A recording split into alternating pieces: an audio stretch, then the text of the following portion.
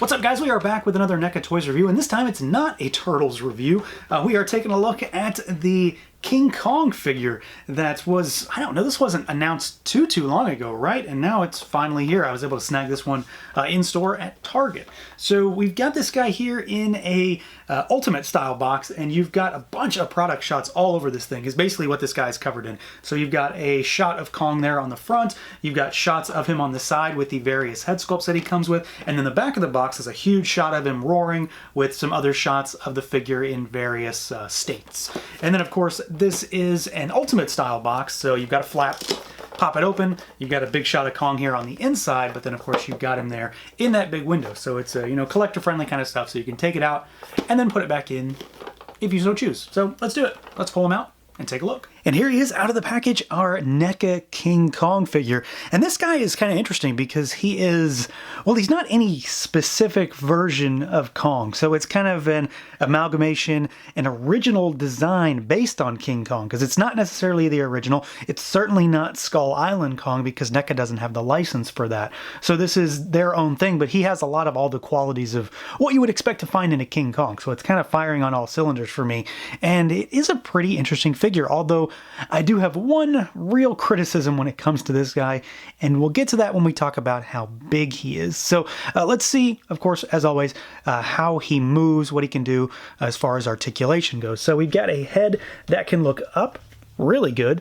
He can't really look down, just based on how the head goes, so he's sort of jutting forward. It's one of those, so he basically just looks forward. Then you do have some tilt side to side, and then you've got rotation, but of course, because of how the head is oriented, it's one of those. It cocks it to the side.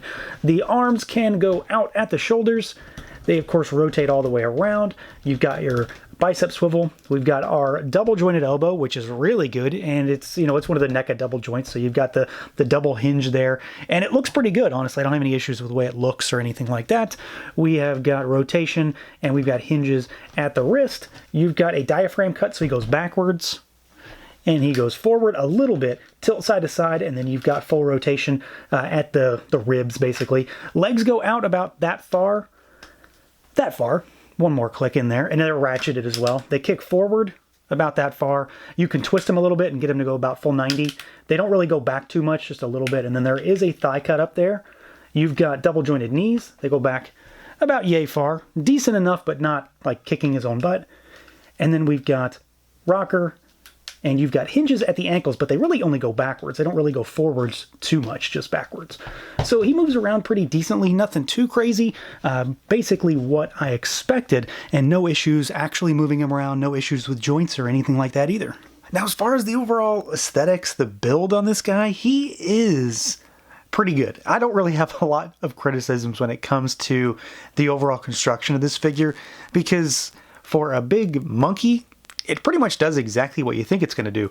Of course, there is that kind of telltale NECA sculpt and level of detail on this guy, which is really nice. So he is mostly done up in kind of like a really dark plastic, and then there is a lot of paint shading on this guy. So there's a lot of varying layers of brown, and then of course he does have a little battle damage on it too, which we'll talk about briefly. But he looks really good as far as proportions. You know, he's really thick and chunky. He's got the really long arms and the slightly short legs. You know, they're not short, but they aren't normal size legs, I suppose. And he's got, you know, the massive arms that go down to his kneecaps, which I think look really good. The fur sculpt on the figure is incredibly well done. I mean, every inch of this figure, except for like the pecs and the palms of the feet and the hands, are of course covered in that hair texture. So I really like that. Really well done. There's a lot of dark and light brown shading on this figure to bring out the varying levels of that sculpt and just to kind of play with the light a little bit. So he does look really good.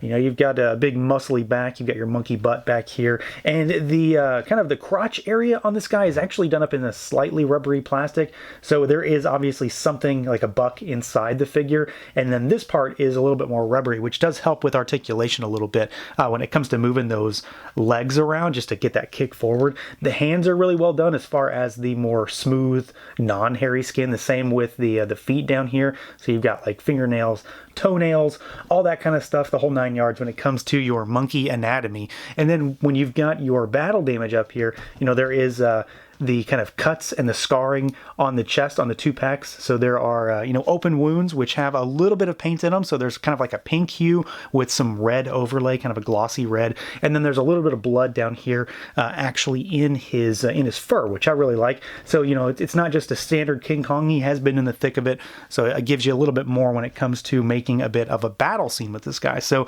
it's that telltale NECA sculpt where he is covered in tiny little detail, a good amount of paint applications on him. And again, I don't really have anything to complain about. The only real kind of wonky aspect of this figure when it comes to the sculpt is up at the head, and it's mostly just because he's got such a goofy expression. And I say goofy in a good way. It's not necessarily a bad way. Goofy can be a good thing. And it's a very classic, weird-looking Kong expression. So I kind of think I get what they're going for here. Certainly looks to be a little bit more of an older-style Kong head for this one, because he does come with an alternate head sculpt. You've got battle damage on this one, so you've got, you know, cuts all around the mouth, up at the eyes, more of that pink and red paint in there for those lacerations. The open mouth, tons of detail in there as far as those teeth and the glossy tongue and the glossy lips, and then you've got the painted eyes, the really big furrowed brow that he has up there, and a lot of brown paint shading on the head here to bring it out a little bit more. It's slightly lighter than the rest of the shading on the body, so I do like that. It kind of differentiates it just a little bit, and maybe a little bit more heavy-handed up here too. Not, again, in a bad way. I think it looks really good in comparison to the darker aspects of the rest of the body. So it is maybe a weird kind of goofy expression, but I think I know what they're going for here with maybe an older look on this particular head to give it a little bit more of a classic vibe, but it very much does exactly what I think they've set out to do here. It looks really good. It is maybe just kind of a little bit more on the goofy side. Now for accessories, Kong only has a handful, literally, kind of, because he has some extra hands, and then he's got an extra head sculpt, so there's nothing else in the box. He doesn't have like an ultimate array of accessories, so I imagine maybe we'll get an ultimate figure down the road that has a bunch more stuff in it, but for now you kind of get a standard fare. So we've got two extra hands here that are open palm, you know, slightly style pose. They're not necessarily gripping hands, but they are, of course, you know, a little bit more dynamic. Use them in a fight scene or something like that. And then we've got the extra head sculpt here, which I really like. This is my preferred head sculpt for this figure. It's a lot more intimidating. It's much more angry, very much more of a battle type of head sculpt. So if you got him going up against another large monster, or if you've got a bunch of monkey figures, you know, you can use that here. I do think, though, that there's a problem on this head sculpt, and I didn't notice it until, of course, I got it out of the box. The eyes don't have any white paint on them, and they do on the box. So I'm not sure if maybe mine's a defect or if it was a miss in general. I don't really mind it. Like, it kind of makes him look a little bit more angry to me, so it may be a mistake, but I don't know if it's really not bothering me too much. I really do think he looks pretty cool otherwise, though. He's got more of that battle damage on his face as well, and he's got more of that brown paint up there, but it's just the expression, the overall idea behind this head sculpt that just makes me want to lean into this one a little bit more. The other one's really cool. It is a little bit more on the goofy side, but this one's probably something that I'm going to use when it comes to putting him on a shelf or throwing him into some pictures. Now, as far as size comparisons go, this is the one area where I kind of have an issue with this figure, and I suppose it's not really this figure so much as what I wanted to do with it. It's not really a fault of this figure, because he's really, really big, and he is just really big. That's what it comes down to. He is big. He's bigger than I expected him to be.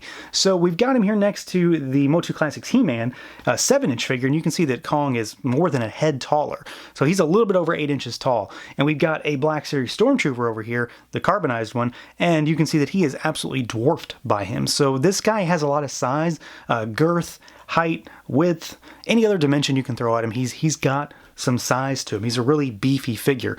And here he is next to the Alpha Predator, who is taller, which makes sense because this thing is, you know, like 9 inches tall. So he has a lot of size. He's very much a big, beefy figure. Here he is with the NECA April O'Neil, if she, you know, needed a reason to look any smaller than she actually does. There she is being dwarfed by this thing. But the big thing for me when it comes to this figure is the potential for him to have been used with NECA Godzilla figures, and it doesn't really work, which is definitely a bit of a bummer. So here he is next to the legendary Godzilla. Look how tiny he is by comparison. He's so small. So this guy, none of the Godzillas truly, really scale with this guy at all.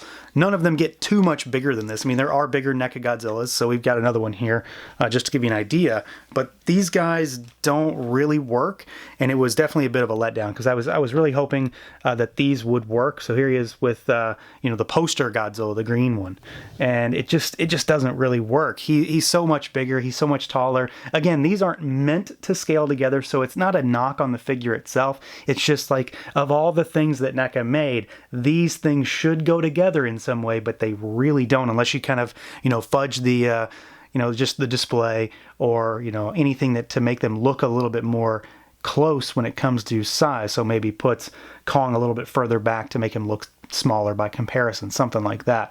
But they don't really scale together. Kong is quite a bit larger than most average figures, especially normal 1/12 figures, and then he very much still towers over all the NECA Godzillas.